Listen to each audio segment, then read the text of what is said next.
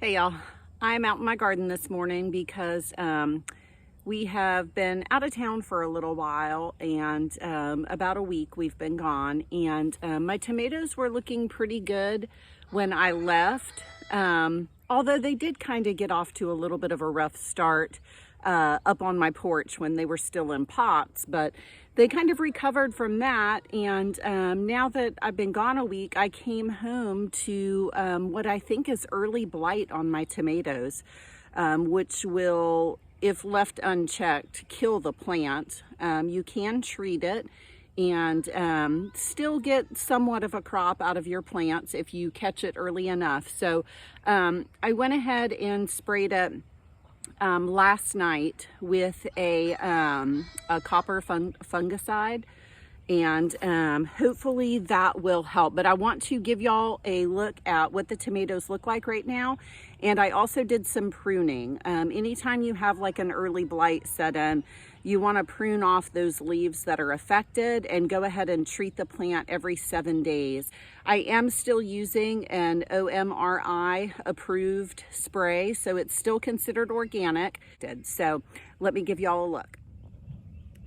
Okay, so here are some of the leaves that I've pruned off. This is kind of classic, these spots of a fungal infection. Definitely needs to be treated or it'll take down the whole entire crop. So let me give y'all a look at what the plants look like. All right, so you can see the top of the plant looks okay, but as you come down here, you can start to see some little spots appearing on the plant. That is what it looks like in the very early stages. So hopefully I have caught it early enough. Early blight is a fungus, and it can get in the soil. So anything that you prune off, you definitely want to take out of the garden and throw it away. You don't want to compost any of the scraps because it will get in your compost. And they say that early blight can last in your soil for 3 to 4 years. So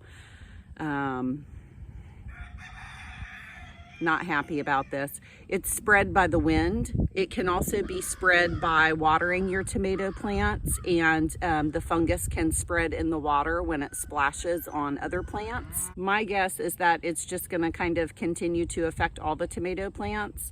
I do have extra tomato plants on my back porch still. So I think what I'm going to do, and those look really great. So I think what I'll do is make a separate area kind of a little bit further away from the ones that are in the ground now. And, you know, hopefully I'll just get some tomatoes still. Hopefully it won't spread to all of them. So, but, you know, it's just kind of something that we have to deal with, especially in Florida. We're very wet and it's hot. So, you know, it's kind of the perfect recipe for fungus, which we've struggled with before in the past. So, it could be a past problem coming back up to bite us. So we'll just stay on top of it. Like I said, we're going to treat it every 7 days and just hope for the best. That's really all that we can do at this point. All right, so not only can tomato blight affect tomatoes, but it can also affect potatoes. It can go to your peppers and really any of your nightshade varieties. And it actually did start to show up on my peppers as well. So I treated those again last night. So I want to take you over and show you what it looks like on the peppers. All right, so here's a really good example of one of my peppers. This is actually a Scotch bonnet pepper that I completely babied as it was germinating. And it definitely has the spots on it. So like I said, I treated the peppers. I've got a row right here, and then I've got several kind of intercropped with my onions and some carrots. I don't know, we'll just hope for the best, but you can see it right there, guys. Not good. I will say this, y'all, with gardening, you do have to take the good with the bad, and we do have some good in our garden today. We've got some strawberries. Not only do we have strawberries, but I have lots of green beans that have just come up. I've also got some squash and zucchini in this bed. The beans will grow right up over this trellis.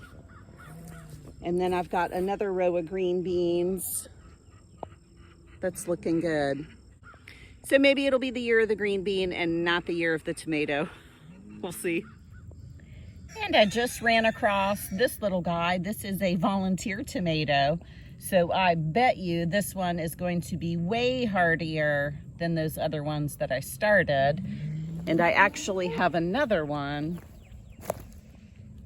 right over here. So I will be babying these guys for sure. And hopefully they'll produce some good tomatoes.